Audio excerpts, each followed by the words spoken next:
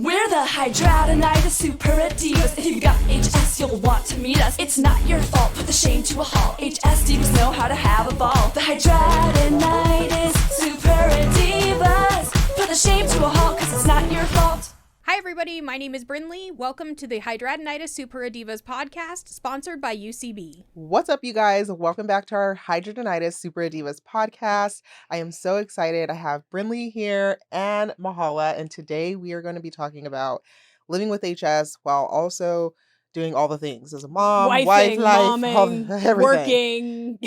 Working, the things. Women carry the world on their backs, so let's talk about it. Brinley, let's start with you. So you have been married for how long, and what has that been like for you? Since 2016. Math is not my subject, and we don't really pay attention to our anniversaries, so there's that too. Oh my gosh.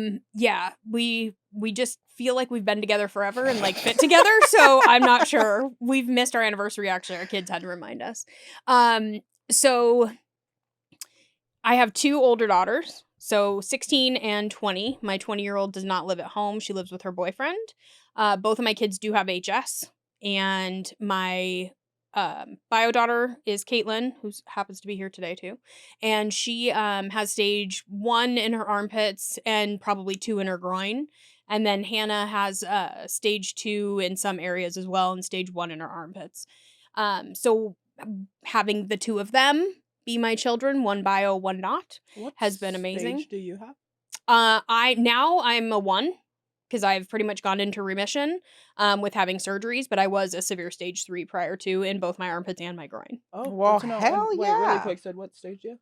I am stage 1 in certain places, Yeah. and then I'm stage 3 on my butt. I learned something new just now. I didn't know you could be like it makes sense, like stage 1 in one area, Yes. stage 2 in another. Okay. It's actually a common misconception too. I didn't know you that. mentioned I really yeah. didn't. So I always just say because majority of my things I am mild to. Oh, okay. Mhm. So I could even be getting stage 2 to 3 in my breast right now because it's getting. Yeah. Okay. And so Yeah. like tunneling usually means you're approaching a stage 2, and typically it's the amount of space that's between abscesses is what helps to determine the stage that you're in. So if you have like, one abscess up here on your armpit and one right below it, that are a couple inches apart, there's a lot of space that's open between those. Those would be like a stage 1. And then as you're moving through the stages, they typically get closer together and will tunnel underneath. And then stage 3 is when there's hardly any normal skin left between abscesses. which is what my breast is getting to. And it just feels like it's so fast. Like my butt genuinely did not look like this even 6 years ago. Like it progressively just got way worse, like super fast. It almost feels like it's like spreading. Like my HS Yeah. is like a contagious thing spreading. Once I That's got how it one felt. on my leg, I was like, oh hell no. Like, what is for real? Okay. Sorry. Yeah. No, Just no. curious. Thought that was a good reference for Yeah. us to have for each other too. Okay. Yeah. Continue. So, I work full time, and then I do HS Connect on the side. So basically I finish up with work at 3 p.m. and then I come downstairs and hop on my laptop and work on HS Connect She has until I 2 go to bed. 40-hour jobs. Pretty much. She's Giving- crazy, but Yeah, we she's appreciate crazy. your work ethic. I also I no longer make dinner in my house. I absolutely hated making dinner, and my husband said like, okay, well, I'll make dinner.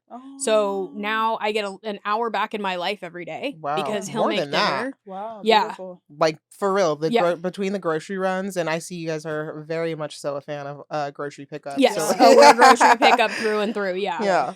And then we'll go like get our vegetables and stuff like from Safeway ourselves because I don't necessarily like people picking Don't my test produce, it. Don't but- test Yeah. it. Yeah. But other than that, like Caitlin does the dishes. She and I will alternate doing them when we're on like a routine and school is in place. And Yeah. apparently I'm being Caitlin's told like, "It's not we gonna need be to an alternate alteration, again. Mom." How are you getting home? So yeah, it's been really nice, and it was nice to be able to have that like discussion with my husband that I was so sick of making dinner and that I didn't want to do it anymore. I had zero passion for it. I hated it so much. And so having that small negotiation with him was a huge freaking win for me in my life. And I've learned like, you know what?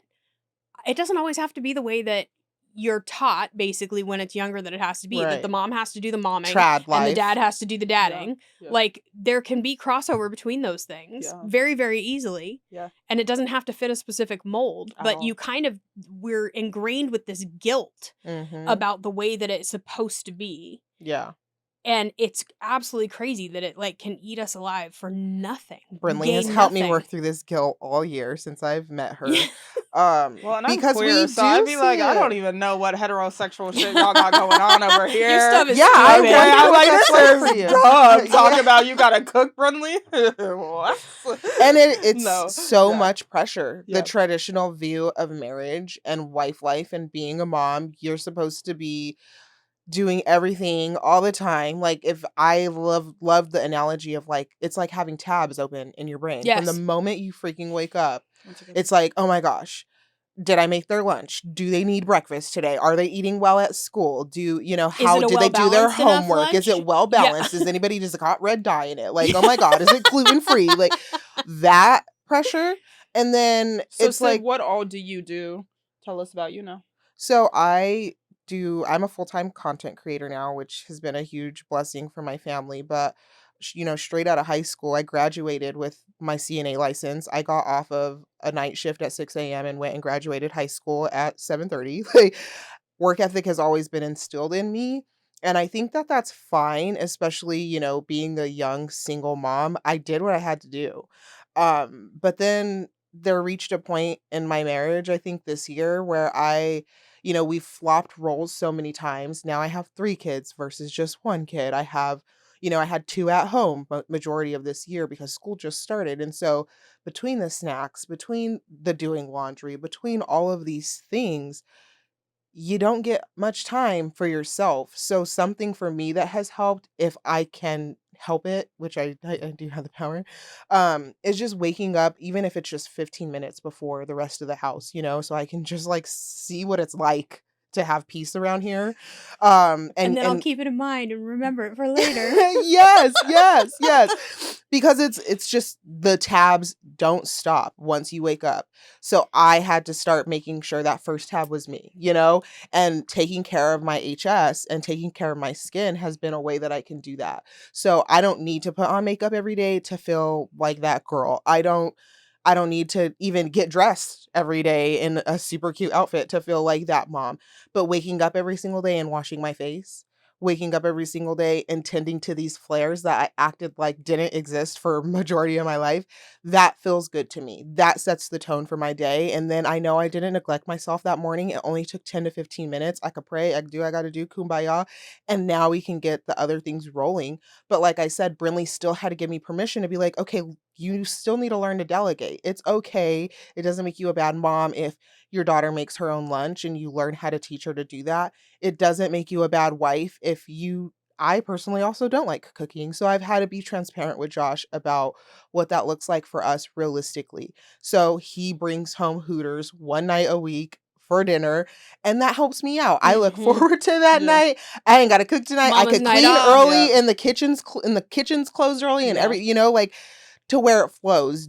I didn't need rescuing 7 days a week, but I needed him to hear me and help me when it was necessary. And so yeah, it's an evolving thing. What have been the hardest things with you guys as moms with HS? I think that the guilt is probably the most impactful thing. I think that Guilt in what way? The guilt because from what? the societal norms tell you that you're supposed to parent a certain way or you're supposed to play with your child a certain way or be able to do certain things. I wasn't necessarily the mom who could swing her kid around because my armpits, like swing them around in the front yard over and over and like have fun with them and everyone's laughing on the commercial. That wasn't my reality. Yeah. And so I think a lot of times I would sell myself short and think that I wasn't Yeah. the mom that I should be for my kid because I couldn't do these things when really they were the dumbest shit ever and it didn't matter and it had zero impact on her life and those weren't her memories Yeah. that she didn't have those things. Yeah. She didn't know any better. Yeah. I'm the only one who knew Yeah. or thought I knew better that she should be getting something she Yeah. wasn't. Yeah. And it was so stupid Yeah. because I sold myself short on her childhood to a certain degree, blaming myself for not being able to do things that I Yeah. felt like I should be able Yeah. to do. And I Yeah. know, like, that happens a lot with parents that you may not be able to lift your kid up onto the monkey bars no matter how much they're asking you to Yeah. Yeah. because you have a horrible flare in your armpit. You know what I've never thought about too? How difficult it must be for two parents with HS. Oh, yeah. Yeah, like, because now it's double. At least, like, I feel like you guys might be able to put that guilt on, like, babe, go handle this, go swing the kid, you know? But having And I two think that must be still very just difficult. depends because so many, I mean, just the America we live in, like one of y'all is working full time. Mhm. So, That's you true, know what that's I true, mean? So yeah. you still Mhm. are left to like really figure out how to entertain your kids. I mean, I was really proud of myself the other day at the fair because I'm not going to spend $40 on a wristband for myself because getting on these kiddie rides with you is the last thing I want to do for Yeah. my HS. Putting a buckle in between, like, Yeah.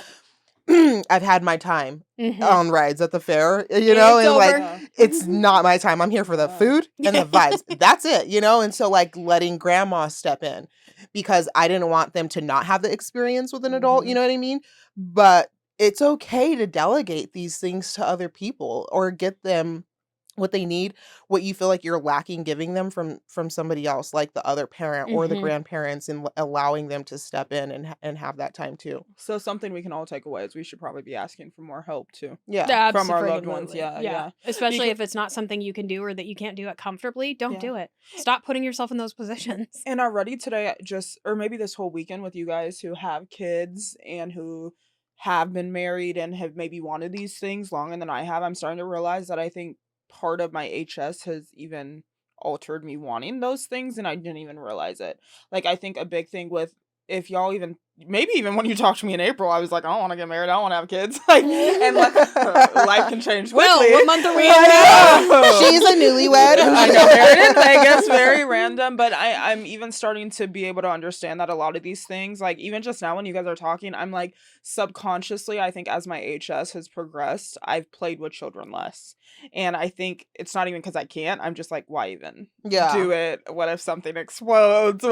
And I'm like, I didn't even realize until really this weekend, I think a lot of my life decisions were based off how I viewed my HS, which is kind of sad and emotional, but I'm happy I'm getting out of it. But I think like it's nice being around you guys because it seems possible, you know? Mhm. But I think for me, it was just like, that shit ain't normal. Like, you know, this, why would I have kids when my kid could have HS? Why would I like, and I think these were just things. So it's good to hear that it's possible on a And it's positive hard, note. you know, when you say that, like, it's hard because, yeah, I mean, you do bring a child into the world and they could potentially have what you have. Yeah.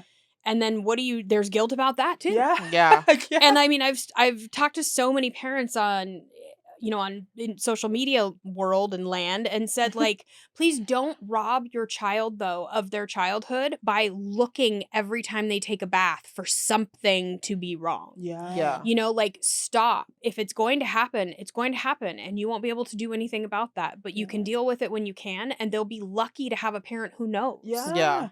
And I think so much, and I don't know if you guys can relate to this, but I think so much of my approaches on life are extreme. Like it's either all the way or no way. So I think even my approach to children with having HS was like, hell no, because they're gonna have HS and why would I do that? Yeah. Like, so just hell no. Not like, you could adopt, you could do like, or your kid could have it and they'll be okay too, you or know? they like, could have something else. or they you know? have Like, something else. Carter has eczema, and I'm like, I don't have guilt about that. Yeah. But like Lonnie got one little freaking, she's like, Mom, I don't know what this is. She just keeps scratching it. I'm like, you got it? And I'm like, oh my God, like, did I do that to her? Yeah. For a moment, Yeah, you know? But I'm yeah. like, but I ain't blaming myself for the eczema, and it could be Yeah, some yeah. laundry detergent or something Yeah. that I'm actually That not doing wrong. Like, No, so that's yeah, true. I mean, we can't That's sit in true. that guilt. If they get it, and they at least, like they said, you have a person who's Yeah. been through it to help you walk through it. But let's not project our fear onto our children. Let's let them get the most, you know, rounded Beautiful. life that they can have, because I think it's really important to them. Yeah, and I think genuinely too, after seeing like Leilani is 8 years old, so she just sees life. She sees me through a different lens. She doesn't see me as the mom who can never go out and run a mile with her, but she's like, oh my God, mom, like we go on a daily walk every day. And some nights, girl, I could take my shoes off and we could race, I mean, but some nights we can't. So, but I'm always learning that we have to pivot in the parenting life, in the mom life. There's no sound way to walk through motherhood or being a wife or having a spouse. It's constantly, all right, we're in a different season of life. Maybe we need to pivot, And last night, me and Brinley were talking about how, like, you do, within reason, wake up with a choice to be happy or not. And I think, unfortunately, with my parents, a lot of it was, like, a more negative. I wake up and choose to have a horrible day every day. And I think that's impacted my life, and then let alone with HS, So then it was like, why would I have a good day when I have this, And it's just not the actuality. And community, once again, like, HS and navigating it has been so much easier with a community now. Yes. Like, for sure. If I don't even know if I have some of the fears I had even a few months ago, because I would just call y'all if I did. It's gonna be like, girl, let me tell you about my HS now, But yeah. There's something that like sets me free when I wake up and I have a bad flare, and like I could record it and put it on my platforms, and the fucking affirmation, hey girl, like, oh my gosh, I'm down with you too, but we're gonna have a great day, or like, keep your head up, queen, from strangers. And like, to some people that doesn't mean much, but I'm like, oh my God, I'm like, y'all really get me through some real tough times. And I think even giving myself permission to still have the tough times, even though I have a lot of followers and I have a platform and I could talk about it and you guys affirm me, doesn't mean that I'm still not going to have a really shitty day, but they are there in such a positive way to be like, you can do this today. I think the 4th of July video was very, very hit home for me, because I was like, I just want, let me get emotional, but family's just not what it was anyway 10, 20 years ago. And I just so desperately want that for my kids, like, I want you to go run around with your cousins and play hide and seek, and us have to yell at y'all for being too loud. And it's like, damn, that day I had to fucking flake because a flare. And I don't want to go sit on nobody's bench. I can't sit on these fucking chairs. I don't want to be hot. I want to be in my own space where I can control my environment, because I feel like shit today. And there's nothing that anybody can say. This is just a shitty day. And I felt like I robbed my kids of the most amazing memories that day. And even still, but I'm like, that video got over 20 million views of people saying, I've fucking been there. And guess what? It's just another day. Like, they're still going to love you. Will never look back and say, do you remember the 4th of July in 2023 when my mom had a really bad flare and we couldn't go play with my cousins? Nope. Yeah. They won't. Yeah. I can assure you they won't. And I think one of the things the mistake we make as parents, I think a lot of the times, is not telling our kids that we're also struggling or having issues. Yeah. Because we know that we're already Wonder Woman to those children, right? But we also need them sometimes. Yeah. And it doesn't matter how old. It could be Carter at 3 or Bo at 2. If you said, Mommy is having an owie, and can you just lay down and cuddle with me for a minute? Because that would make me feel better. Like, it's okay to tell your children. You don't have to call them abscesses. We call them owies in our house.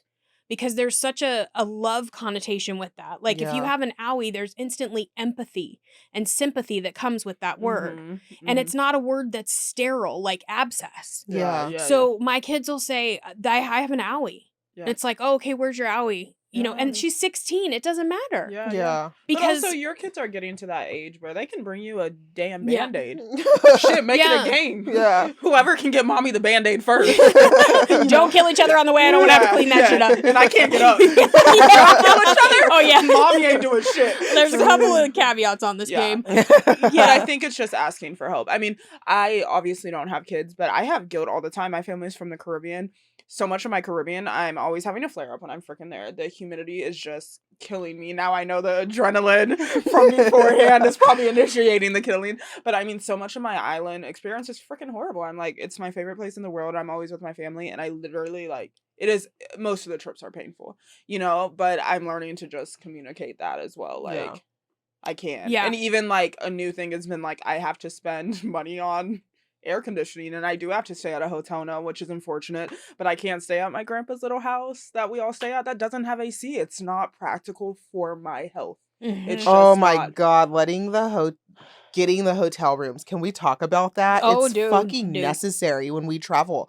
Josh, I had to be real and let him know, like, I love mama, all the mamas, you know? Like, but if I can and I'm willing, let's get a room. Like, Yeah. I don't need to be worried about getting blood on their seats Yes. and Yeah. getting there looking in their trash, like, who the fuck died in here? Or Yeah.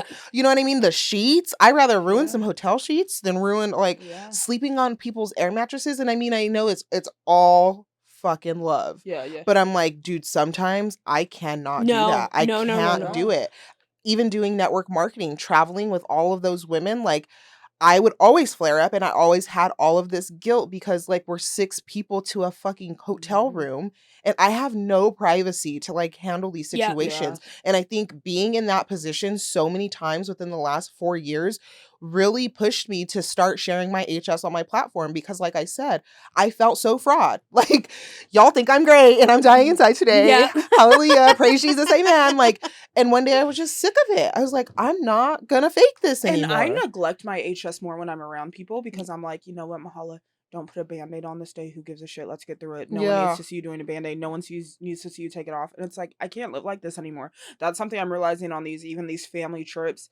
I literally won't do my HS Care. typical prep routine, you know, and this is irresponsible for me, and I have to start making better decisions. Mhm. And I think what's hard with HS is these are financial decisions too. Now we're talking Some about of them are, yes. yeah, some are, and it's like, but I realize like that's where my finances should go. Yeah. You know, like to making sure I'm safe and happy and Comfortable. Well, and I comfortable. think some of that, when you said like neglect, it made me think of, I think we neglect ourselves a lot because we just want to be normal. Like, for one fucking day, Yeah. we just want We're to be not gonna do normal. it today. You just want to pretend like you don't have pain, you don't have a flare, that you don't have oozing in your armpit, that you don't have all of these things. Because just for one fucking day, I just want to be normal. And Yeah. we will never know what normal looks like. Yeah, we I gotta- guess our normal, I should say, is It's different, just different. Yeah, it's than different. than Yeah, other people's yeah, normal. yeah. People who don't have those worries about going and getting blood on a sheet or on a towel or Yeah. something like that. Yeah. Because my piranha says it's gonna do one Yeah, thing, it's gonna yeah. drain, okay? Yeah. And she's on her Yeah. own time schedule. Yeah. Yes, and all the time. It could be my polyneuralsis could be fine today and off the fucking charts tomorrow. It's just the way it is. Yeah. You got to come join my club and get it done. I do, but that scared me. And then that was one thing. Like, every warrior is different, but I'm telling you, like, Brinley's got to be the most nonchalant ass person when it comes to surgery. She's like, oh yeah, just had a white excision on the groin today, polyneal cyst in 6 days, and she had to do it that way for the sake of like a job, you know, Yeah. her job.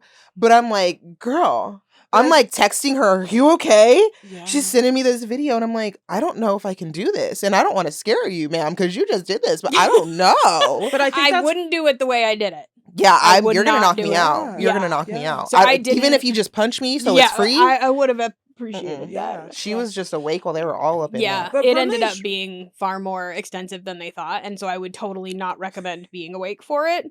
I mean, I consider myself a pretty tough bitch, but it was too much for me. And when my mom, who's the most stoic person I know in the entire world, She's like, I had to exit had to multiple leave times. multiple times because of like the smell of the pilonidal, like, yeah, it was a lot with the electric cautery knife, and yeah, so I wouldn't do that. I would request to be asleep. That would be my 2 cents. When I used to get them really bad in my armpit and they would drain them and it would smell, I would be vomiting. It was the worst. Like, literally, they're draining it and I'm vomiting. Like, And then had- after working in a hospital, they literally be just like TV, like, huh, you want the cyst and abscess in room 9. Like, they're not fucking excited unless you're going to wound care, like Brinley said, because they see a lot of like bed sores and stuff that Yeah. like you really can't help from like older people. Yeah. So they see your HS and they're like, let me heal you on up, girl. But outside of that, they're not very excited to see us in the ER. But I think the cool thing is, like, the more you have these conversations, you hear more positive experiences. And I think Brinley specifically, of course, she's had horrible experiences with HS and the medical care, but she's also had amazing ones.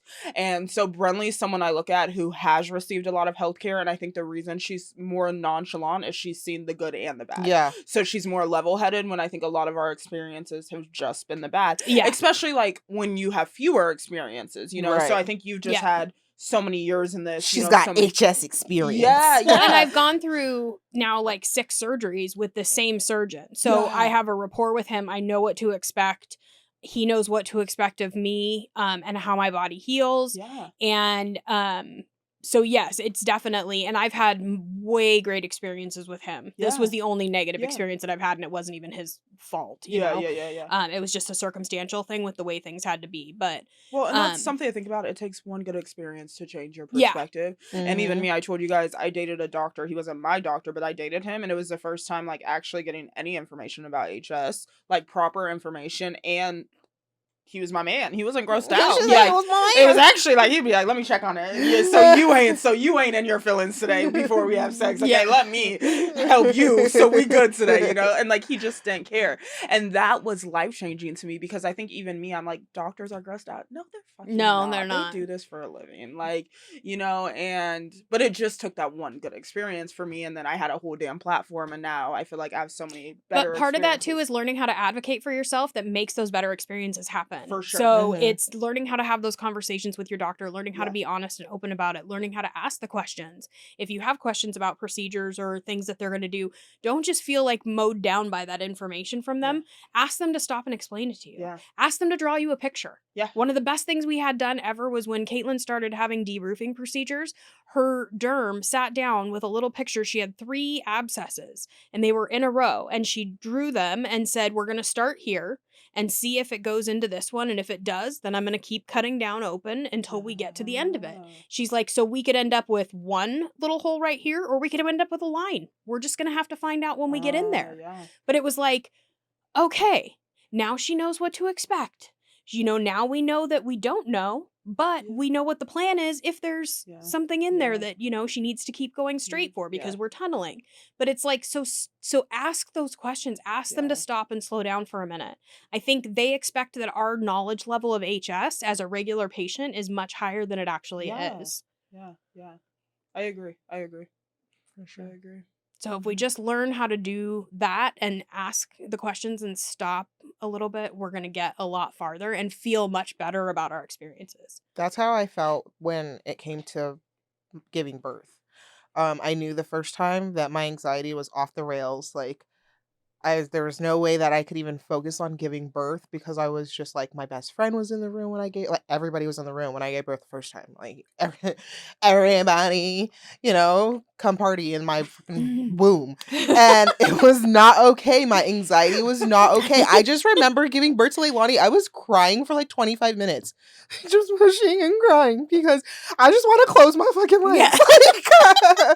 Can we just let screw the show baby? be over? But I just need, like, we're real widespread right now. You know what I mean? I have to With tell my mom having that. it on my groin, I felt so uncomfortable. Yep. Even getting waxed yesterday, I'm like, still so uncomfortable. But, you know, I know Hannah ain't judging me like that. Yeah, but it's having the conversation. So when I finally went with my midwife the second time, and I'm like, okay, so has the HS got worse to you? Or, you know, and it opened up that conversation for her to be like, you know, like, it does look like it's progressing a little bit more, But before, she wouldn't say anything. So I'm like, you ain't gonna act like you don't see that? Like, you know what I mean?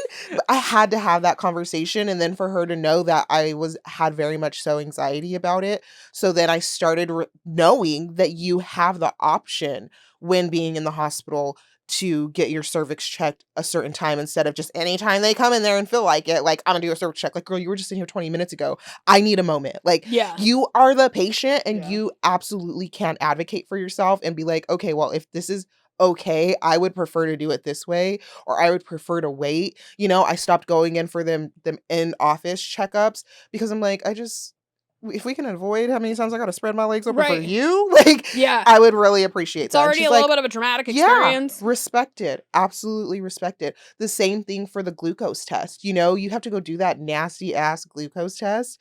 And I'm like, listen, I don't have an hour. I don't have 3 hours to be waiting in your waiting room for results on this test. So if there's another way we can do this, we need to do this. And who knew you can find out from your blood? So all I had to do was give blood versus sitting in a waiting room for 3 hours on my butt. You know, like, but if I wouldn't have opened my mouth, I would have never found that out. So it's definitely advocating And for I think yourself. even me, like, this has been very informative. I need to start practicing because my experience with healthcare has just been horrible. And so I don't, of course, have insurance and stuff, but I think I just avoid it as a whole now. And then even these conversations, I build up anxiety and I'm like, girl, I need to start practicing in the mirror. You know, I can host an event of thousands of people, no problem. But it's like, talk about your health. And all of a sudden, Just a the thing that keeps me alive, I can't freaking do. So this has been like, I need to start practicing. And it's simple, but I need to start taking accountability that that's actually no one's fault besides mine. Honestly, as hard as it is to admit, it's easier to put it on somebody else.